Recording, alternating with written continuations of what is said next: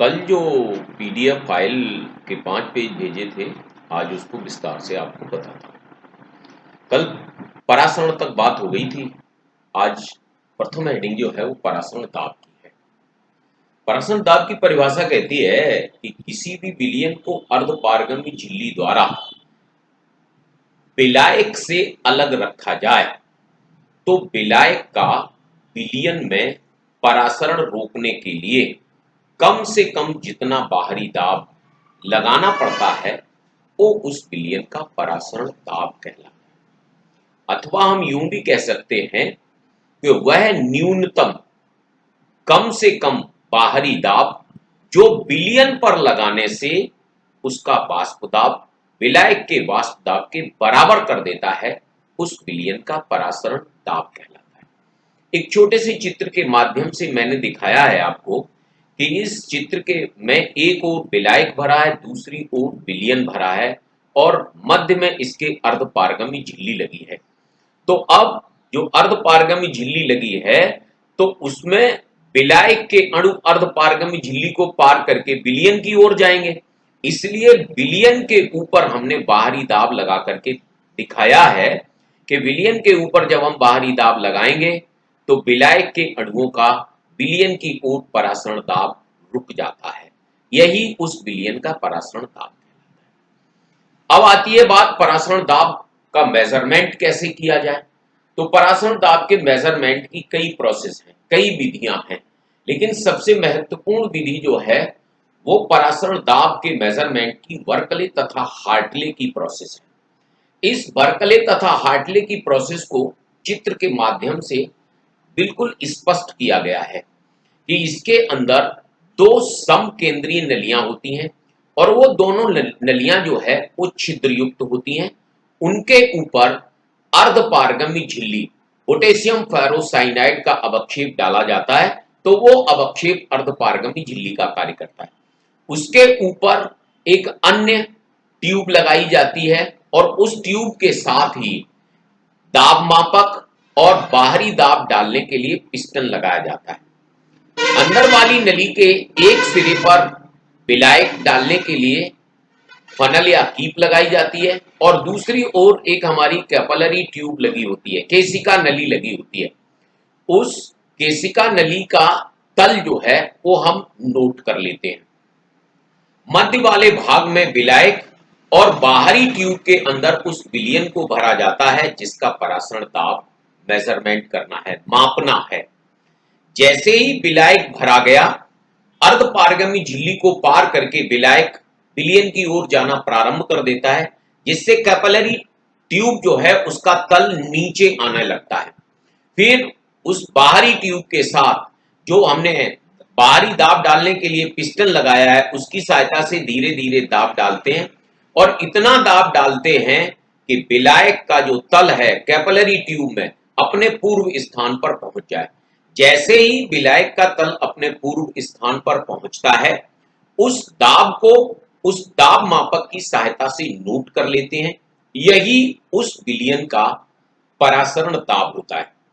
अब विशेषताएं क्या हैं कि आखिरकार बर्कले और हार्टले की विधि का ही प्रयोग क्यों किया गया। तो इसकी तीन मुख्य विशेषताएं हैं। सबसे पहली विशेषता है कि परासरण दाब का मेजरमेंट करने में, मापने में बहुत कम समय लगता है, अर्थात परासरण दाब मापने में अधिक समय नहीं लगता है। दूसरा बिंदु कहता है कि अर्धपारगम्य झिल्ली पर अधिक प्रेशर दाब नहीं पड़ता है, इसलिए अर्धपारगम्य झिल्ली के टूटने की या फटने की संभावना ना के बराबर रहती है। नंबर 3 कहता है कि इस प्रोसेस के अंदर, इस विधि के अंदर विलयन की सांद्रता परिवर्तित नहीं होती है, जिससे जो परासरण दाब का हमारा मेजरमेंट है वो सबसे उचित और सबसे अच्छा होता है। ये तीन विधियां जो है हमारी बर्कले तथा हार्टले की विधि की है। इसके बाद बिंदु आता है बांट हाफ का तनु विलयन सिद्धांत और परासरण दाब के नियम। देखिए, बांट हाफ के अनुसार सामान्य गैस नियमों को तनु विलयनों पर भी लागू किया जा सकता है। शर्त है कि विलयन कैसा हो, तनु हो। और तनु विलयन की परिभाषा कहती है कि वो विलयन जिसमें विलायक की अधिक मात्रा में विलेय की अल्प मात्रा घुली होती है, ऐसे विलयन को हम तनु विलयन कहते हैं। और तनु विलयन को ही हम एक नाम और देते हैं जिसको आइडियल सॉल्यूशन, आदर्श विलयन कहते हैं। तो वान टॉप का तनु विलयन सिद्धांत ये कहता है कि एक तनु विलयन में विलेय के अणु वही कार्य करते हैं जो किसी गैस में गैस के अणु करते हैं। अर्थात जो परासरण दाब है वो गैस दाब के ही अनुरूप होता है। अब है हमारे परासरण दाब के नियम। हम जानते हैं और हमने पढ़े हैं गैसियस स्टेट के अंदर गैसीय नियम, एक बॉयल का नियम था, एक चार्ल्स का नियम था। तो उसी के आधार पर, उसी के अनुरूप जब ये कह दिया गया कि परासरण दाब गैस दाब के अनुरूप है और एक तनु विलयन में विलेय के अणु वही कार्य करते हैं जो गैस में गैस के अणु करते हैं, अर्थात वायल बान ठाप परासरण दाब के नियम में सबसे पहला नियम आया वायल बान ठाप नियम। वायल बान ठाप नियम कहता है कि स्थिर ताप पर किसी तनु विलयन का परासरण दाब उसकी सांद्रता के समानुपाती या अनुक्रमानुपाती होता है। हम ये भी जानते हैं कि किसी भी विलयन की सांद्रता उसके आयतन के व्युत्क्रमानुपाती होती है। मान लिया हमने कि किसी तनु विलयन का परासरण दाब कैपिटल P और उसकी सांद्रता C है, तो स्थिर ताप पर P समानुपाती C हो गया। सांद्रता C क्या है कि विलयन के 1 लीटर में उपस्थित उस आयतन के V के व्युत्क्रमानुपाती होती है जिसमें विलेय का 1 ग्राम अणु उपस्थित होता है। अर्थात C जो है, सांद्रता C जो है वो व्युत्क्रमानुपाती हो गई 1 बटे आयतन 1 बटे V के। तो हम यूं भी कह सकते हैं कि P जो है समानुपाती C और C जो है वो व्युत्क्रमानुपाती 1 बटे V हो गया। तो अथवा यूं भी कह सकते हैं कि P व्युत्क्रमानुपाती 1 बटे V, व्युत्क्रमानुपाती का साइन हटाया, चिन्ह हटाया, तो PV बराबर हमारा कांस्टेंट आ गया स्थिर ताप पर। ये हो गया हमारा वायल बान ठाप का नियम। दूसरा बिंदु आता है हमारा चार्ल्स बान ठाप का नियम। चार्ल्स बान ठाप का नियम कहता है कि स्थिर आयतन हो अथवा स्थिर सांद्रता पर किसी तनु विलयन का परासरण दाब उसके परम ताप के अनुक्रमानुपाती। मान लिया हमने कि स्थिर सांद्रता या स्थिर आयतन पर किसी तनु विलयन का परासरण दाब कैपिटल P है और उसका परम ताप कैपिटल T है, तो स्थिर आयतन पर P जो है वो समानुपाती हो गया K। P जो है वो समानुपाती हो गया T के, और P जब समानुपाती T के हो गया तो P बटे T बराबर हो गया हमारा कांस्टेंट, स्थिरांक। अब नंबर 3 पर आया एवोगैड्रो बान ठाप नियम। इसके अनुसार यदि दो तनु विलयनों के ताप परासरण दाब एक समान हो तो उनके समान आयतनों में अणुओं की या मोलों की संख्या भी एक समान होगी। हमने मान लिया प्रथम विलयन के लिए P1 B1 बराबर ST1 और दूसरे विलयन के लिए P2 B2 बराबर ST2। S जो है वो दोनों में तनु विलयन स्थिरांक है। तो कह दिया कि यदि P1 बराबर P2 है, T1 बराबर T2 है, तब B1 बराबर B2 है।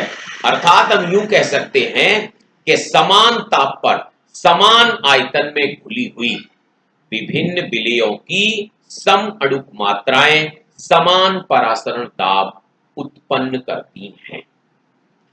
बान ठाप समीकरण हमारा क्या है? ये दोनों समीकरणों का, वायल बान ठाप का नियम और चार्ल्स बान ठाप नियम का, ये संयुक्त रूप है। तो हम जानते हैं कि पहला जो हमारा वायल बान ठाप नियम था वो कहता था कि स्थिर ताप पर P जो है वो व्युत्क्रमानुपाती होता है 1 बटे V के। और दूसरा चार्ल्स बांटाप नियम कहता था कि स्थिर आयतन या स्थिर सांद्रता पर P जो है वो समानुपाती होता है हमारे T के। दोनों विलयनों को हमने जोड़ दिया तो P समानुपाती T व्युत्क्रमानुपाती B। समानुपाती के चिन्ह को हटाया तो P इंटू B बटे T बराबर हमारा कांस्टेंट आ गया। अब कांस्टेंट को हमने S से व्यक्त कर दिया। S हमारा तनु विलयन स्थिरांक है तो PV बराबर हमारा SD हो गया। यही हमारा वाइल बांटाप नियम है। अब S जो है वो विलयन स्थिरांक है, इसका मान गैस स्थिरांक R के मान के बराबर 0.0821 लीटर वायुमंडल प्रति केल्विन प्रति मोल होता है।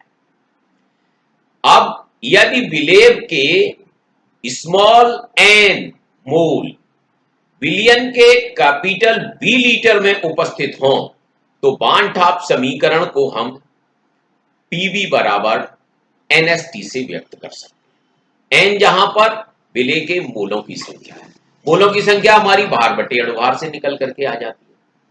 अब कहा जाता है, एक छोटा सा प्रश्न है कि क्या परासरण दाब एक अणुसंख्य गुणधर्म है? क्या परासरण दाब एक अणुसंख्य गुणधर्म है? तो उत्तर होता है कि हां, परासरण दाब एक अणुसंख्य गुणधर्म है।